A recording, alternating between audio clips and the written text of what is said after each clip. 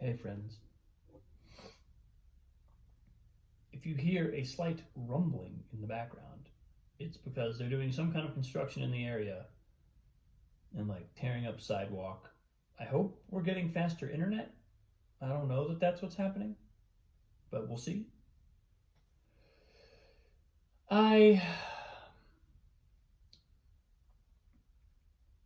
I'm settling back in at home. I had this trip to Park City. If you've seen my last few days, I got back yesterday afternoon. I have really been sitting with something because there's a sense in which I've absorbed so much over the last week since Monday. And I mean, I say absorbed, really, I've just sort of been hit with it. And I'm still in the process of absorbing it, filtering it, letting it in.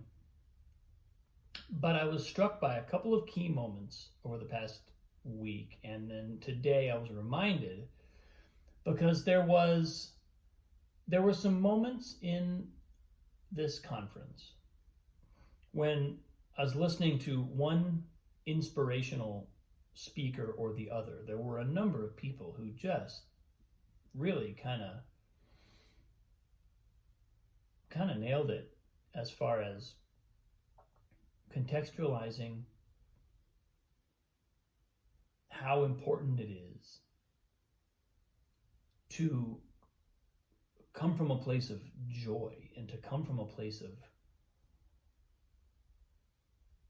generosity, of inherent kind of spontaneous generosity, which of course, if you ask a spiritual master,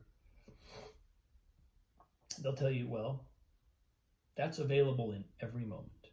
There's nothing that is never not available to us. And but there was also a lot of information coming at me. And so as that information was coming in, a lot of times it was happening while I was so enthused or so inspired that the information was great and it was part of this playful, inspiring atmosphere. But I never had a chance to zero in on it and get my head around it fully. I didn't have a chance to fully integrate it. Well, now I come home. It comes time to start planning next steps and what I'm going to present to my colleagues over the next few days, but then also the next several weeks and months. And for whatever reason, my first point of focus is the information. I want to remember everything and I want to organize it, package it, come up with a good way of presenting it, a good sequence for presenting this. And rather than making my focus about the way that all this information, but also energy beyond the information, is still sort of alive within me, and where my excitement is coming from, where my sort of enthusiasm lives. And that's a choice, right? I can choose to put my mind on the information and really grab hold of that, or I can choose to put my focus on this current of energy, this upswing of energy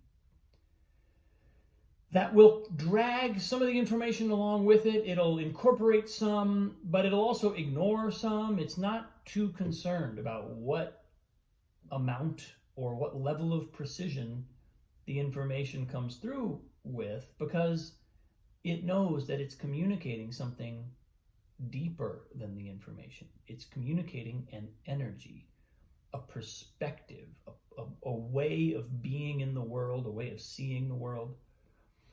And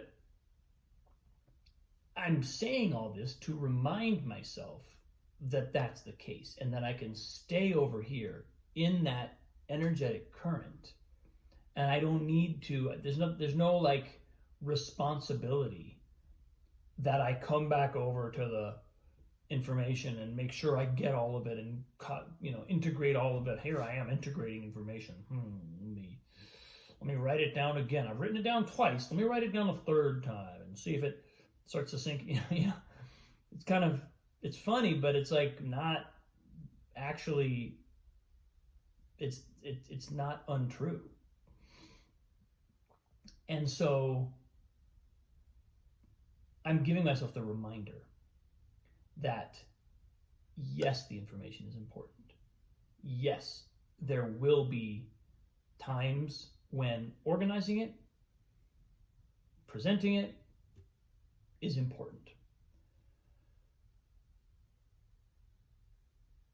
But letting myself live in the enthusiasm all the time, whether I'm organizing information and doing that work or doing anything else, letting myself live in that energetic current is really what's important. That's what's important to me. That's what brings me back to the place of joy and having something to give that I found several times. I mean, I would say almost throughout this last few days. And it's also what my colleagues are going to want. It's what the people who are working with me, talking to me, they're in conversation with me, it's what they're going to want too. Because ultimately, if there's something in the information that's unclear, we can go find it. But let's get connected to something that contains a kind of inherent, the word that wants to spring to mind is teleological arc, which is a really overly fluffed up word to say it's going somewhere. There's a beginning and it has a goal in mind. There's a destination out there. Energetic impulses and surges in consciousness know where they're trying to go. There's an impression of what consciousness is trying to do in every moment. That's inherent in the experience of consciousness, and especially inherent in the experience of an upsurge in energy, because it's like it's trying to grow itself, it's trying to evolve itself, it's trying to expand, it's trying to become free. That's what we're doing here. And mental rigor and intellectual rigor, I say this all the time in music, those things are absolutely vital, and we can't do without them. But a lot of us kind of have that covered. And because this living in the energetic current thing is kind of unfamiliar, and it's that we can't be sure if we're doing it right, and we certainly don't know if it's going to protect us. Like in the moment, in the meeting with my colleagues, will I know what I'm talking about? Will I be able to channel what I'm trying to impart? Will I have the information available to me that I need in order to sculpt and kind of to paint the picture? Or will it all fail me? And I think that's why those of us who have this tendency can tend to kind of collapse down onto the information. And we hope that by knowing it really well, or by getting all our ducks in a row, we'll know what we're doing. We'll feel like we know what we're doing. And it's not about that. It's not about that. That actually limits what we can transmit. It limits what we're able to impart. It limits what we're able to give. And it limits what we're able to experience. We don't experience our full selves because we're trying to make sure, so sure that our feet are on the ground. So it's just something that's coming up for me. I'm watching myself re-enter my daily life and sort of come back from this experience and try to integrate some stuff into the work that I'm doing. And I'm just reminding myself to stay in that place. It's okay.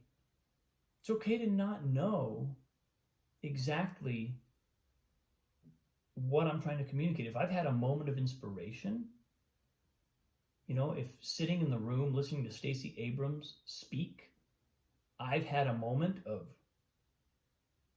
where like my body and my heart and my mind all kind of open and align. Let's try and capture that. Let's try and bring that into our process. And it involves kind of just trusting that we have all the information we need, and we may need to get more. We may need to go and do some digging or do some research or do some writing, but for me, the tendency is to go the other way and do so much of that I clamp down on this eruption of joy, ultimately, that's trying to come through. So let's not do that. Let's not do that, Robin. How about that? Let's remember that the joy comes first and then everything else.